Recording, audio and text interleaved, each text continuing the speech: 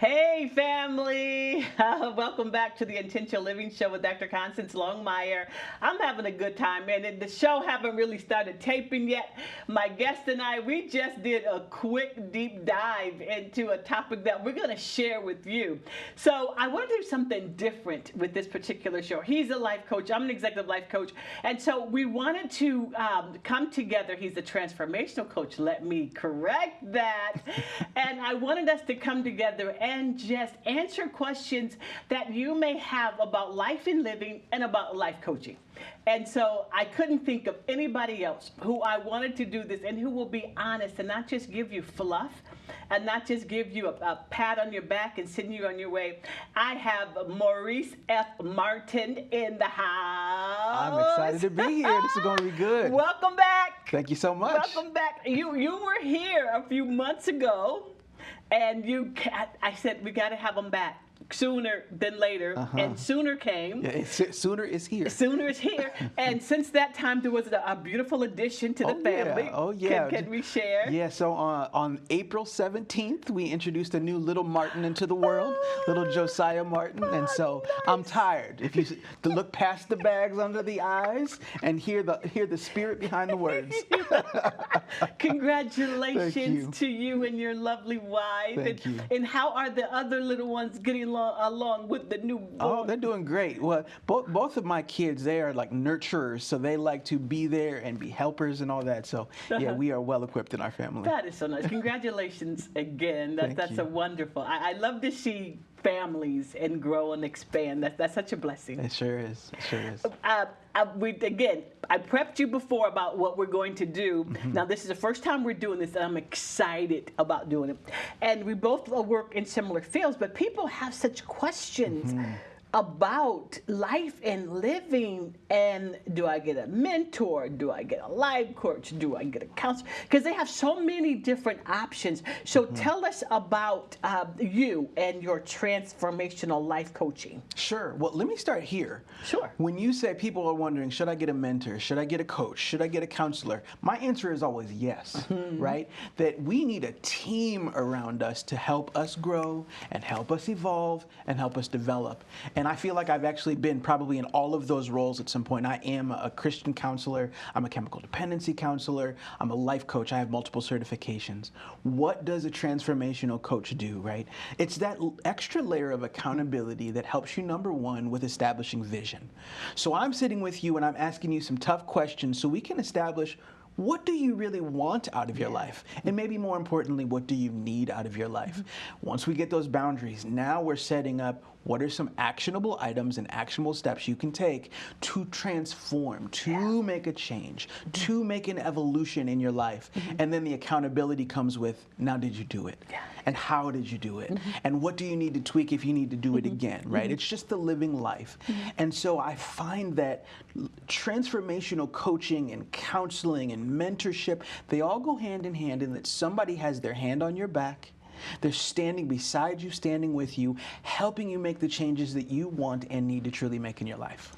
And that's perfect. That's really good. And I'm with you. The answer is yes. Yes. And I think you may agree with me that the therapist trumps the others. Absolutely. And so I tell them, if you have a therapist, go by the therapist. And what I found that even in coaching, the therapist and I, we say the same thing. Yes, exactly.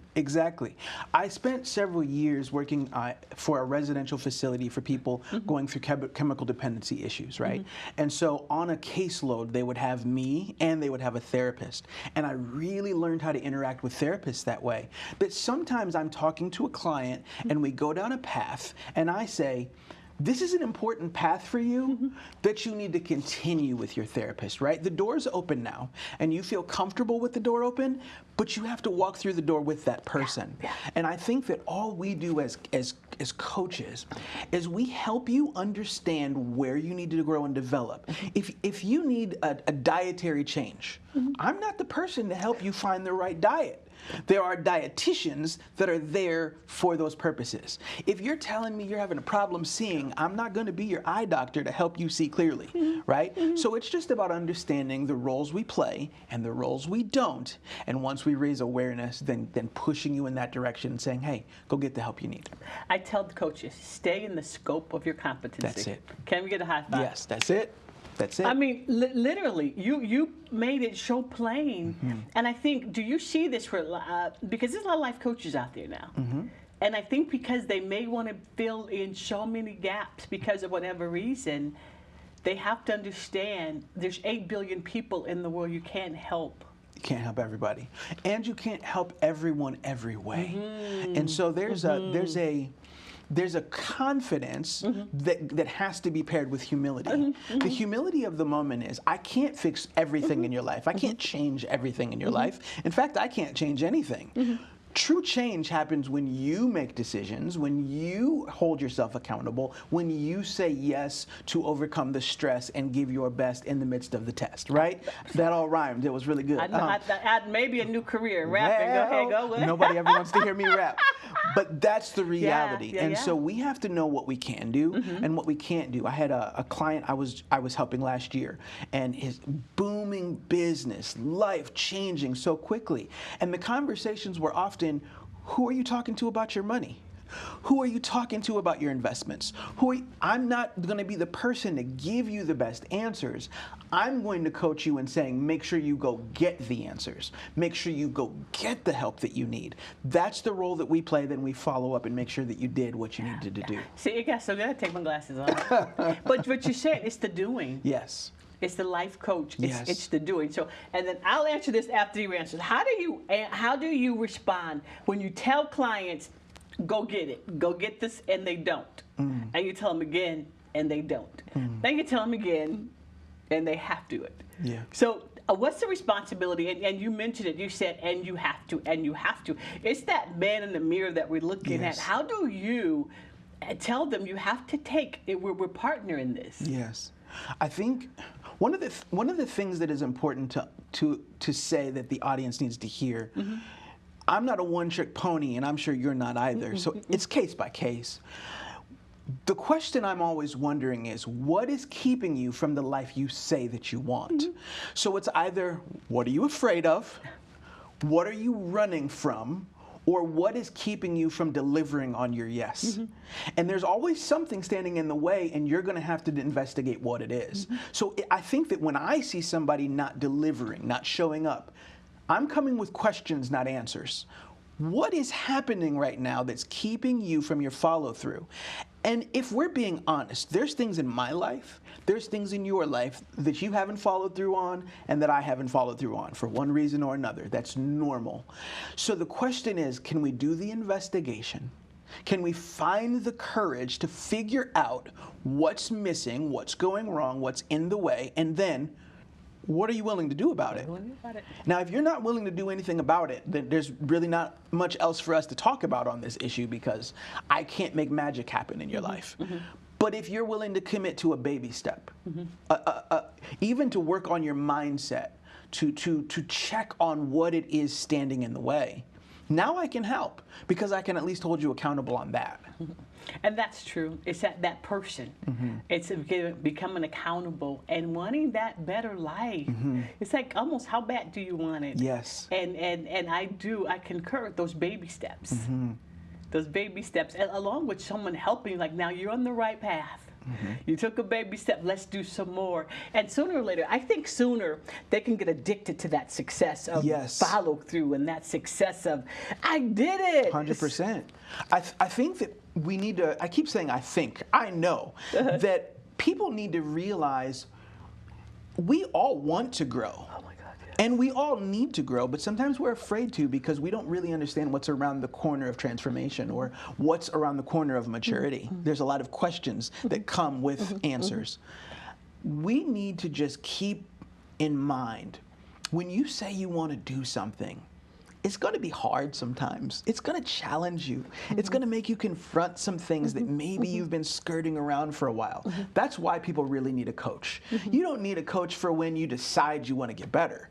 You need the coach where when it seems like it's too hard to get better, when it seems overwhelming or seems like you cannot truly rise above. You need a voice that's saying, you can do what you said you wanted to do, and I'm going to stand here with you and cheer for you. Now let's go do it. Let's go do it. That's what a coach does. And absolutely, we're become, I don't want to say so much a friend, but that accountability partner. Yes. That I want to partner with you, because sometimes I found that I try to stay away, and I definitely stay away from the friend zone. Yes. Because it kind of, not only does it, to me, in my opinion, lower, think that, because if you think I'm a friend, that means you think you can call me anytime. You can't. Yes. As a coach, we have to set those boundaries. Because it's so easy. Like, oh my God, they listen to me. I just want to tell them what I bought at Target. That's not. Growth happens when we keep our foot on the gas of life. That's not to say that you don't need rest or that you don't need to have certain times built in when you take your foot off the gas in the right way. But we have to keep applying pressure in life for there to be breakthroughs. And so when you have an achievement, I'm cheering with you, but then there's also a what's next. Sometimes the what's next is me holding you accountable for celebrating the victory. You said you were going to learn how to practice gratitude. You had the win. Now will you practice the gratitude? See, there's still pressure there. The difference between a friend and a coach is at certain moments, a friend just says attaboy, attagirl, and they're done. As a coach, we say attaboy, attagirl, now will you handle the attaboy correctly? Now will you gain momentum from this victory and use it accordingly? That's going to be a question that a coach is going to ask that a friend is really not. That is so true. That is true. And then again, that gray area. Yes. I have to set hard boundaries. And then I'll tell you, maybe you don't have this challenge, but I do.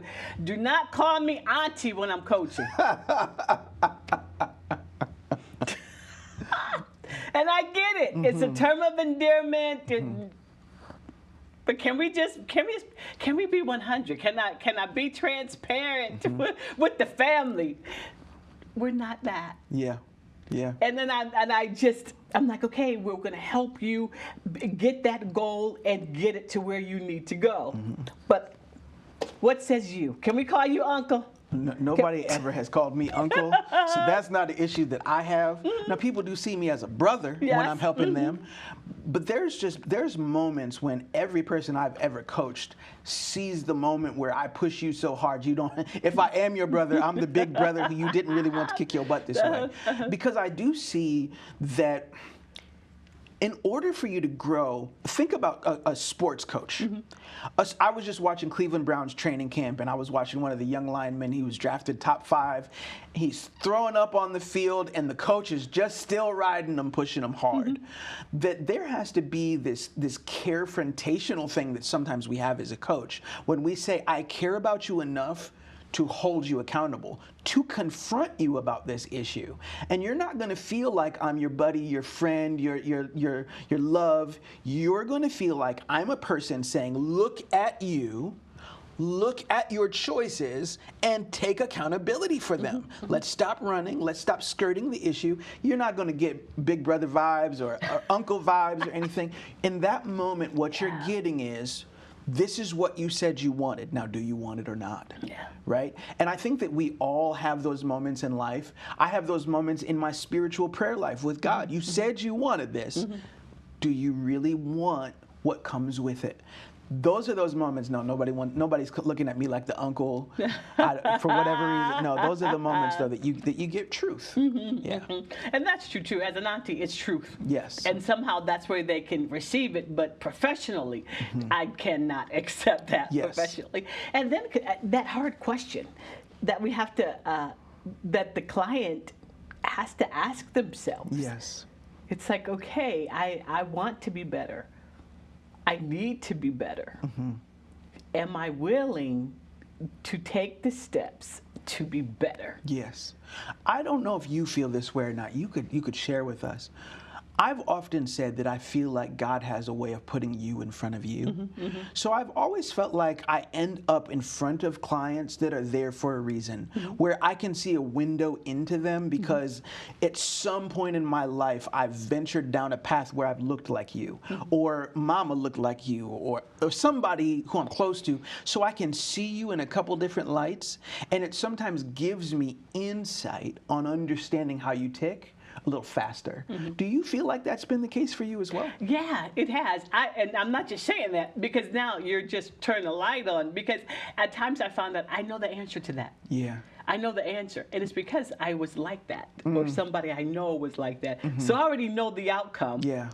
And so, yes, to answer your question, yeah. And then when they come back, it's like the same condition, different person. Yes. Yes. And different gender, different age. Sometimes for me, I almost even, this might sound weird, but I almost see the other person, okay? I'll see a flash of a person on the inside, and I'll go, oh, why do you look like that person to me? And it's often because of how you carry yourself, or your mindset, or whatever it is. Because the reality is, in life, there's only so many different twists and turns that we all take. And we're all at some point going to be challenged. We're all going to be tested in different ways. And so coaching is not about having all the answers. It's knowing how to ask the proper questions so that you can find the answer you need. I think one of the things that people need to really know is that our most important job when we help you is not to give you everything. I don't know is the greatest question it's the greatest answer you can give in a problem. I don't know the answer. I just don't know. Great. That's a great starting point. Are you willing to learn? And now all we're doing with equipping you with the tools to help you learn. And then you have to use the tool. And you got to try the tool. And you say, well, it worked in this way, but I don't know why it didn't work in that way. Ooh, there's another I don't know. Let's explore the next I don't know. In parenting, there's so many things I don't know. You have adult kids. I have little kids. I don't know how to raise a teenager because I'm not there yet, right? So with every new discovery, I'm willing to say, I don't know, but I'm willing to learn. And then you apply the tools and you try.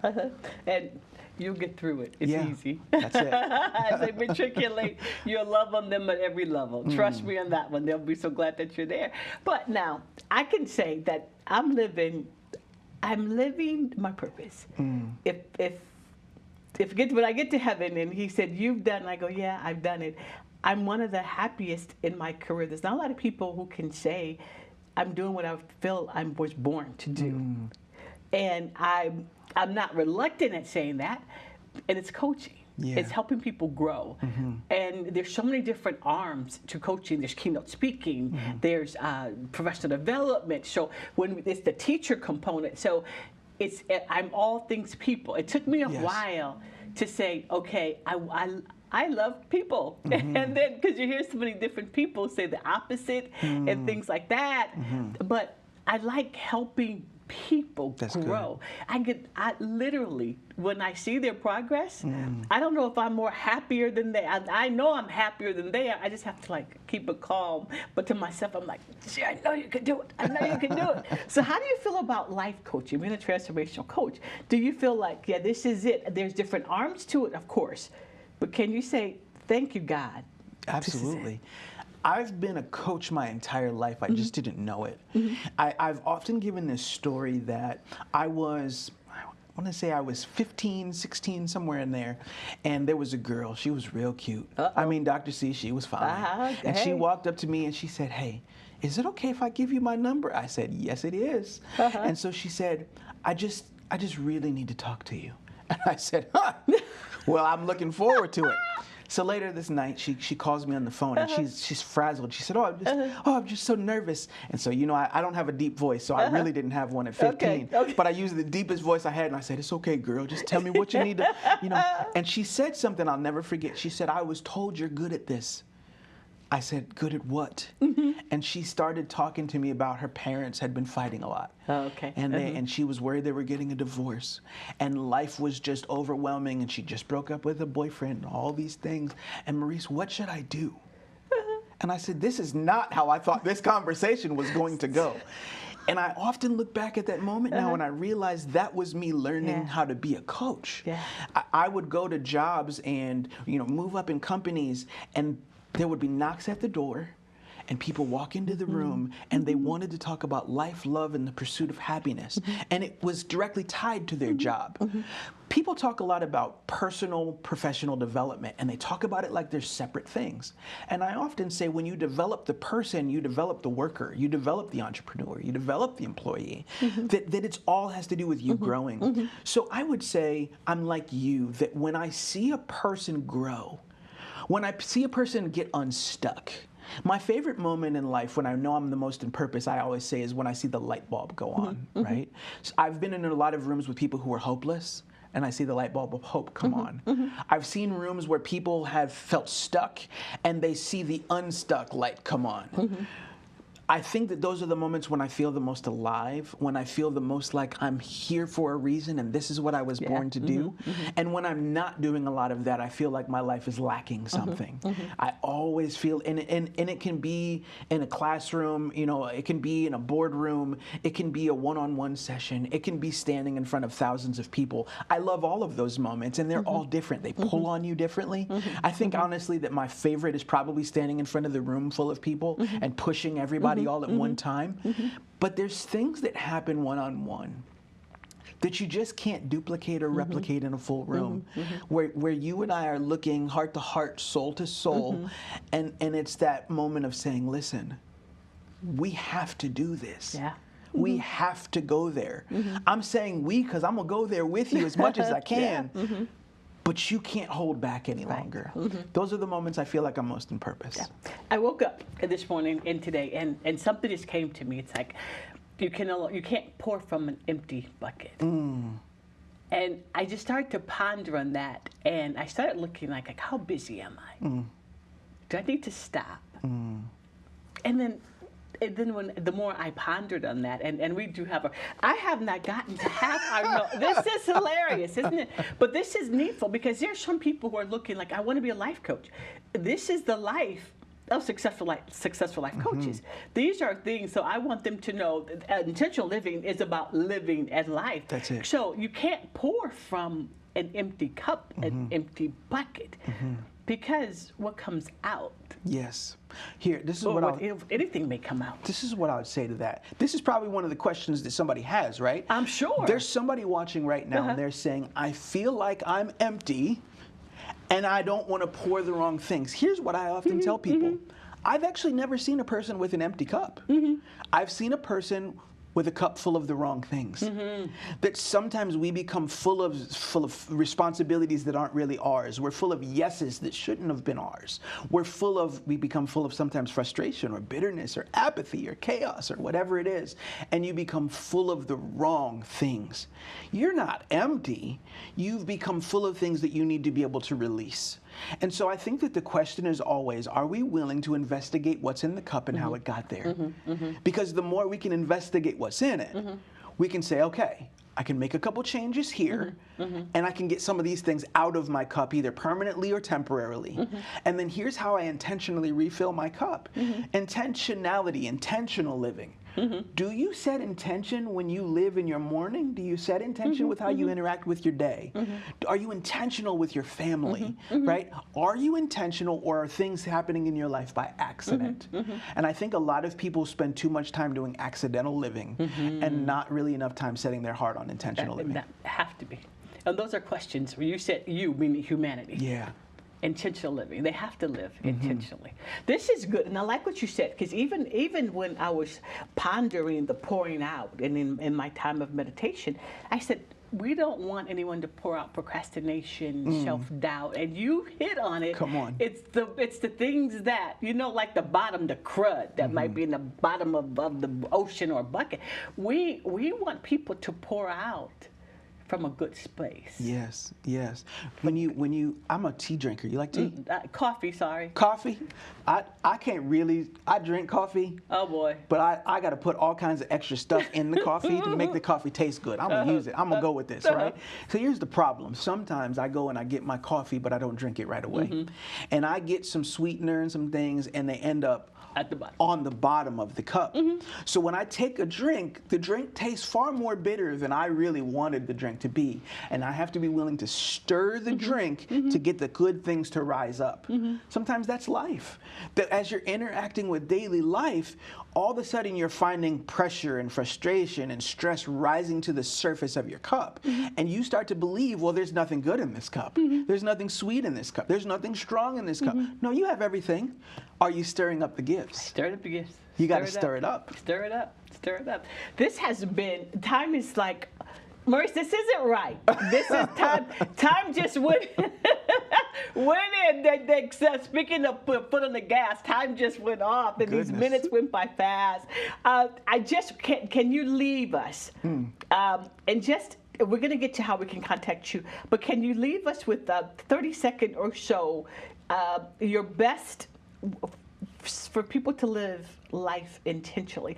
I don't want to say line, but advice or suggestion that you will give someone who's pouring out of an empty cup, empty barrel, or they don't know how to stir it up. Absolutely. I just want to tell you. You gotta look at me. Be willing. Be willing. To look at your cup. Don't be afraid of your cup. But instead, know that if you investigate that cup, you're going to find beautiful things inside of it.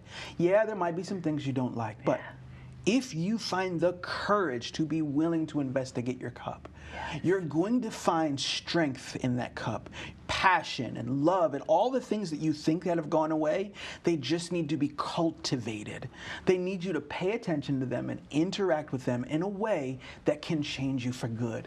And if you want to work with Dr. C or any of her amazing coaches or myself, all that we're really truly going to do is remind you that there's a spoon in your hand. And you can stir that cup. That's it. Oh my God, that is just wonderful. Thank you. Hasn't this been fun? This has been great. It was not at all what we thought we were doing. But. I know. We got together, we got some notes, and we were hoping to this is the life. But I'm so glad that you came on. How can we get in contact with you, sir? Easiest way, MauriceFMartin.com. We appreciate that. Oh, absolutely. There's another way? Oh no, I mean on social media at Maurice F. Martin. But if you go to the .com, that's the easiest way to find me. Okay, we're so glad that you came on today. Give me another high five. All right. We did it. We'll put our super capes back on and help the world. Thank you so much. Thank you. Family, this has been fun. Literally, we've had notes. We studied this. We're going to help people, but I love how we ended. Do not pour from an empty cup, empty bucket. Get the spoon. Let us help you. I'm so glad you tuned in into Intentional Living. We hope to see you next time. Enjoy your life.